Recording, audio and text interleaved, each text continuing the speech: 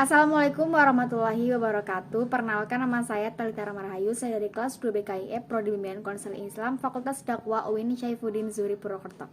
Di sini saya akan membahas mengenai tahrij hadis. Nah, kalian pasti masih asing kan apa sih tahrij hadis itu? Di sini saya akan membahas tahrij hadis secara lebih mendalam dan mendetail. Yuk langsung aja simak ke videonya. Baik, kita akan masuk ke pembahasan yang pertama, yaitu definisi tahrij hadis. Tahrij hadis adalah proses atribusi atau proses deskripsi suatu hadis hingga sampai pada kolektor hadisnya. Secara harfiah, tahrij hadis diserap dari kata kerja haraja dan dapat didefinisikan ke dalam 3 arti. Pertama, penetapan sumber-sumber hadis atau istinbat. Kedua, pemaparan atau penjelasan terkait sumber-sumber hadis melalui metode yang benar atau taujih. Dan yang ketiga, sebuah cara dan pengetahuan untuk menemukan sumber-sumber hadis atau biasa disebut dengan tadrib. Secara terminologis, tahrij berarti petunjuk jalan ke tempat atau letak suatu hadis, menyebut jumlah buku yang di dalamnya terdapat hadis itu pada sumber-sumbernya yang orisinal berikut sanadnya, dan menjelaskan martabatnya jika diperlukan.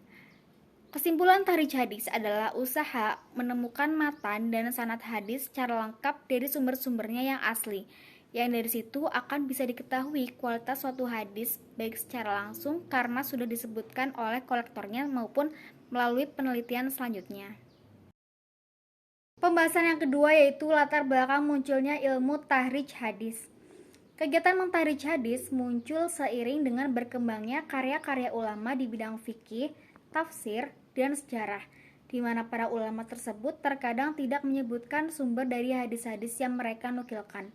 Hal inilah yang mendorong para ahli hadis melakukan tahrij terhadap hadis-hadis yang terdapat dalam karya-karya ulama tersebut. Mereka menjelaskan dan menunjukkan sumber asli dari hadis-hadis tersebut, menjelaskan metodenya, dan menjelaskan kualitas hadis-hadis tersebut sesuai dengan statusnya. Dari kegiatan tersebut lahirlah kitab-kitab tahrij. Metode atau cara-cara yang ditempuh oleh para ulama yang telah berpengalaman dalam mentahrij hadis, baik dari kitab-kitab fikih, tafsir maupun sejarah, akhirnya ditransmisikan dari generasi ke generasi secara lisan. Karena ilmu tersebut tidak dibukukan, maka lama-kelamaan dirasakan kebutuhan yang sangat untuk menuangkannya dalam bentuk buku. Akhirnya pada abad ke-20 tampillah para ahli yang mencoba menuangkan ilmu tahrij yang diwariskan secara lisan tersebut dalam bentuk buku. Selanjutnya pembahasan yang ketiga mengenai tujuan dan manfaat tahrij hadis. Tujuan tahrij hadis adalah untuk menunjukkan sumber-sumber hadis dan menerangkan diterima atau ditolaknya hadis-hadis tersebut. Sedangkan manfaat tahrij hadis yang pertama, dapat mengumpulkan berbagai redaksi matan hadis. Yang kedua, dapat mengumpulkan berbagai sanad suatu hadis. Yang ketiga, dengan melakukan tahrij dapat diketahui sumber-sumber asli suatu hadis serta ulama yang meriwayatkannya. Dan yang keempat, dapat mengetahui adanya syahid dan atau mutabi yang kuat, dapat memperkuat sanad yang diteliti. Baik, kita akan masuk pembahasan yang keempat, yaitu kitab yang dibutuhkan saat mentahrij hadis. Ada 3 kitab. Yang pertama, kitab Mushad. Kitab Mushad adalah kitab hadis yang penyusunannya berdasarkan sanad pada tingkat sahabat. Pengarang kitab ini mengumpulkan hadis-hadisnya sesuai dengan nama sahabat yang meriwayatkan hadis secara terpisah. Yang kedua, kitab Atrof. Kitab Atrof adalah jenis kitab yang hanya memuat potongan-potongan hadis saja di dalamnya, namun disertai dengan penyantuman sanad baik berdasarkan penelitian pengarangnya maupun dinisbatkan pada kitab-kitab tertentu. Dan yang ketiga, ada kitab Mu'jam. Kitab Mu'jam adalah kitab yang menyusun dan memuat hadis Nabi dan tersusun berdasarkan sanad-sanad di tingkat sahabat atau berdasarkan kolektor hadisnya. Pembahasan yang kelima yaitu cara pelaksanaan dan metode tahrij.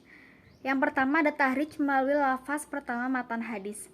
Metode ini juga memodifikasikan lafal pertama dari setiap hadis sesuai dengan urutan huruf hijaiyah. Menjadi suatu keharusan dalam penggunaan metode ini untuk mengetahui lafaz-lafaz pertama dari setiap hadis yang akan diteliti. Kemudian penelitian dilanjutkan dengan melihat huruf pertama dari lafaz awal matan hadis melalui kitab tahrij yang disusun untuk mendukung penelitian dalam metode ini. Demikian juga dengan huruf kedua dan seterusnya. Yang kedua ada melalui kata-kata dalam matan hadis. Tahrij dengan kata adalah tahrij dengan kata benda atau kalimat isim, atau kata kerja, kalimat fiil, bukan kata sambung atau kalimat huruf. Pembahasan yang terakhir yaitu contoh tahrij hadis dan kitab tahrij hadis. Nah, di sini ada beberapa pembagian untuk contoh tahrij hadis. Yang pertama, pembagian menurut kamus hadis. Ada Mu'jam al-Mufarros li al-Fas al-Ahadis.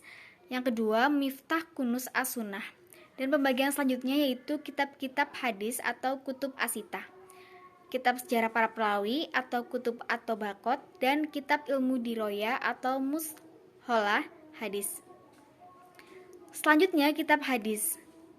Yang pertama, Tahrij Ahadis Al-Muhazab karya Muhammad Ibnu Musa Al-Hazimi Asy-Syafi'i. Yang kedua, Tahrij Hadis Tafsir Al-Kasyaf karya Jamaluddin Abu Muhammad Abdullah Ibnu Usuf Al-Zailai. Yang ketiga, Tahrij Ahadis Baidawi karya Muhammad Ibnu Abdurrauf dan Muhammad Humamzadah. Yang keempat ada Tahrij Ahadis Asy-Syifa karya As-Sayuti. Dan yang terakhir adalah Tahrij Ahadis Ihya karya Zainuddin Al-Iraqi. Nah, jadi itu dia penjelasan mengenai tahrij hadis. Sekarang kalian udah paham kan apa sih tahrij hadis itu? Semoga video saya bermanfaat untuk teman-teman semua. Kurang lebihnya mohon maaf. Wassalamualaikum warahmatullahi wabarakatuh.